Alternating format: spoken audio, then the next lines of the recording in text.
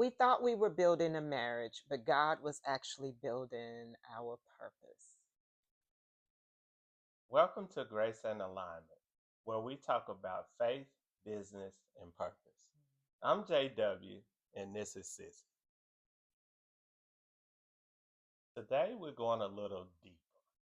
In part one, we talked about how God kept us together, even when she tried to break up with me 5 times. Right. Yeah, But this is how we learn to build a God centered marriage. Not a perfect one, right. but a Yes, purposeful one. yes, So let's be honest. We both came into the relationship with yep, past wounds from yep. our past marriages. Hmm. Everybody always has their own luggage that they're bringing in. I thought because I didn't have children, Right, I didn't have luggage or baggage or things with me, yeah, but I had trust issues. I was like in survival mode and yeah, I didn't know how to receive love. yeah. So, what about you? What is it that you thought, or now thinking back, what did you bring into the marriage? Well, I bought in, I must say, a lot of trust issues because of my past marriage, the things that went on and the way that it happened. I was looking at another lady in really the same way, which I shouldn't have been, Hmm. because you always, after you go through your past things and do your healing and stuff like that, you always should look at the person who you're with your next time is just a different individual and who she is, not who you was with before. Hmm. So So, when did you realize that you had to heal, excuse me, before you could grow? when I realized that silence was not strength. So, I know you, Hmm. so you kind of You do. didn't didn't like confrontations and No, things like that. no. Confrontation Being is just, quiet is yeah, not the best way to resolve things, right. right? It's not. It's not. But confrontational is not. I'm the happy go lucky I know, person but that right. loves to smile and laugh and Yeah. joke and stuff like that. So Mm, that's just me. That's where my strengths are. mm-hmm. I get you. Yeah. So, and for me, it was the understanding that running was not protection. It was like sabotaging Yeah. the relationship Yeah. and things that we were trying to do. A lot of Right. times that's what running Yeah. is. It does. That's what it does. Yeah. So people say putting God first is a slogan, Mm. but for us, putting God first daily is a choice. Yeah. It is a choice. Yeah.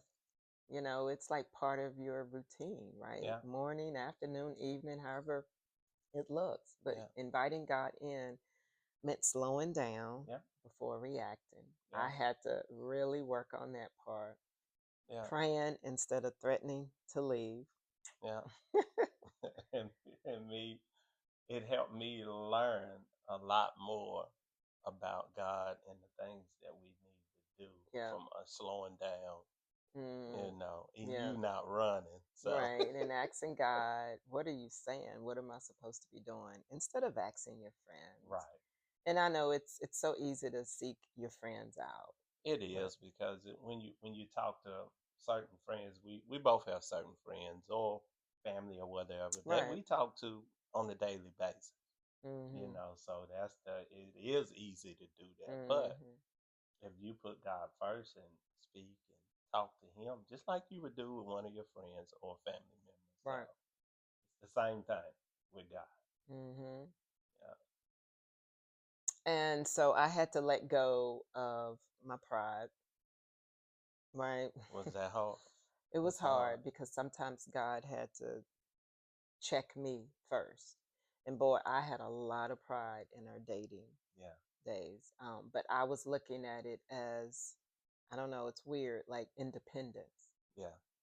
I'm an independent woman. Yeah. We've all, not you because you're not a woman, but Yeah. women say that a lot. I'm independent. But really, it wasn't that. It was pride, and I had Yeah. to set that aside. You had a lot of it, so it Hmm. did. It was some work for you, in which I seen it because we discussed it and talked about it and stuff too. But you had a ton of pride. You did. And accountability. I had to let godly men speak into my life.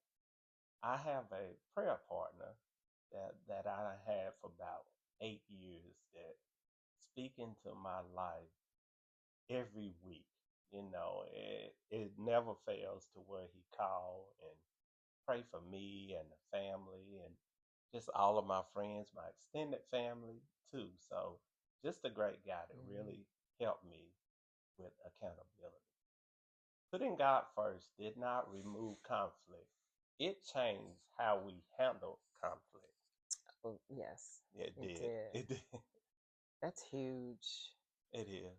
Bringing God in. I mean, Yeah. it's not going to stop. I mean, because you're going to have disagreements, any kind of relationship, any kind of partnership, son, mother, Yeah. daughter, brother, sister, husband, wife. Yeah. You're going to have conflict. But I think for me, just looking back, even if I got mad at something he did or said or anything, whether it's the business, our relationship, I have to really pray Yeah. and don't react immediately. Right. That's one of the things that if you react on your emotions immediately, it's never going to be a good outcome, right? Yeah.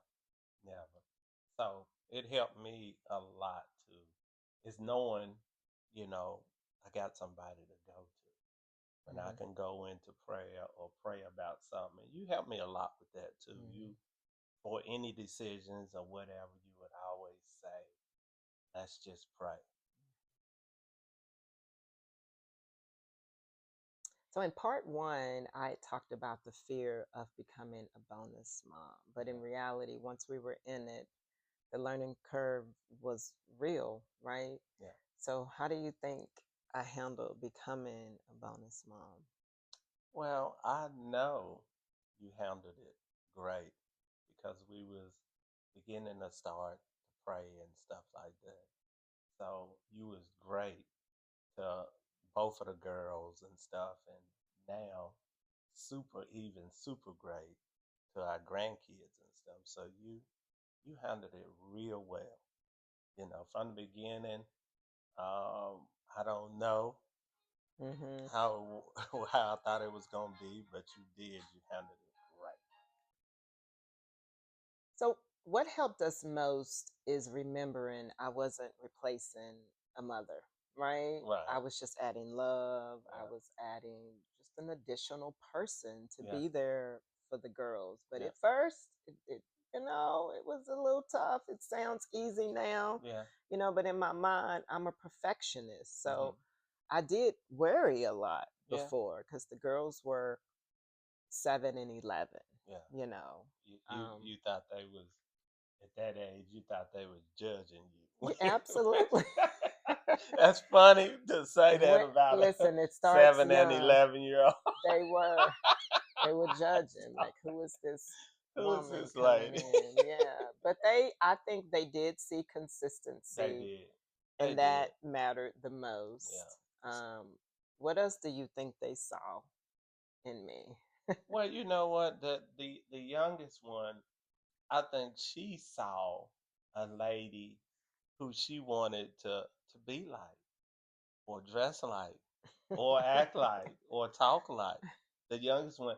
That's why y'all have such a great communication now.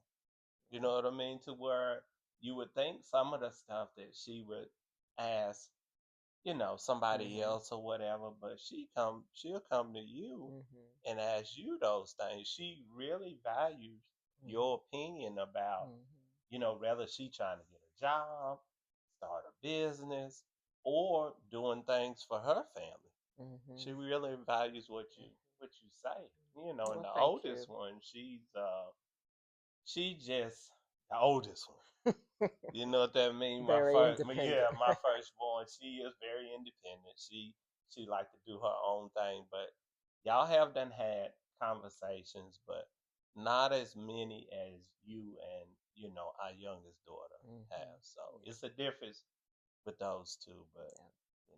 everything it's great. Well, You done thank a you. great I job. appreciate it. Thank you.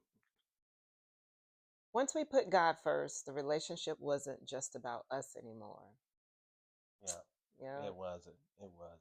Mm-hmm. God started connecting everything: our family, our business, and our mission.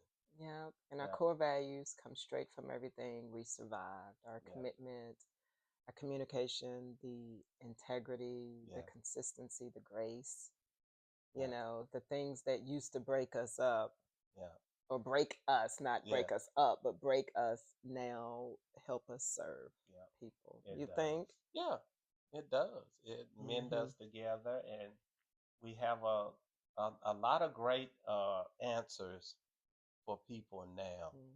If they ask us about just about anything, Mm-hmm. because the godly stuff that you can talk about and tell people, if they listening, it'll really help. Mm-hmm. Yeah, And, the challenges. I mean, I think when I go back to being a little girl or teenager, whatever, mhm. wisdom. I think it's called wisdom. Yeah, Going through these situations and things like that. yeah.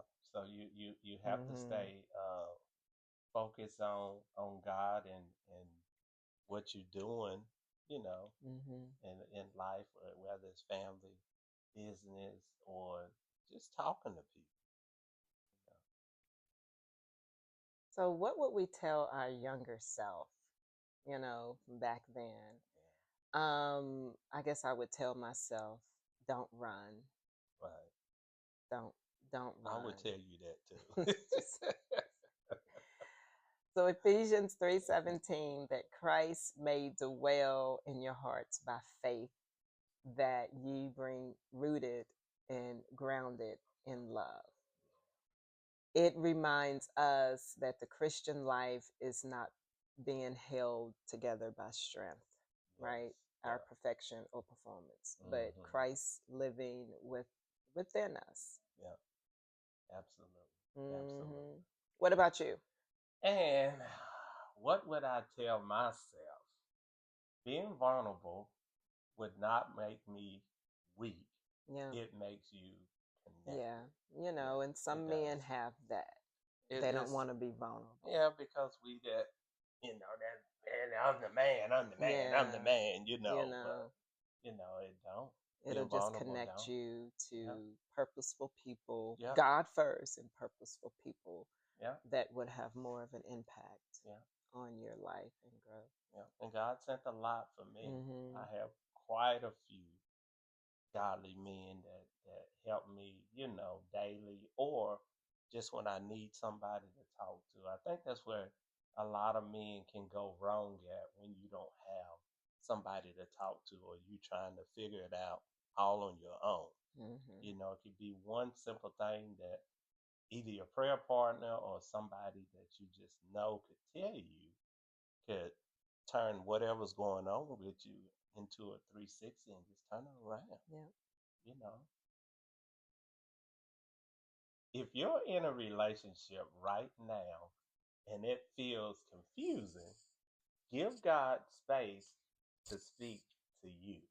Right. So don't rush his timing. Don't overlook his protection. Don't ignore his red flags. Yeah, And don't run from the green lights yeah, either. And sometimes we don't know what those green lights are. But nah, once you get connected with God, you will know what those green lights are. So just seek him, yeah. listen, and thank you Thank you. If for. you like Uh, well, part two oh, yeah, of part this two. video, please like and And subscribe. subscribe. See you Thank next you. time. Till next time.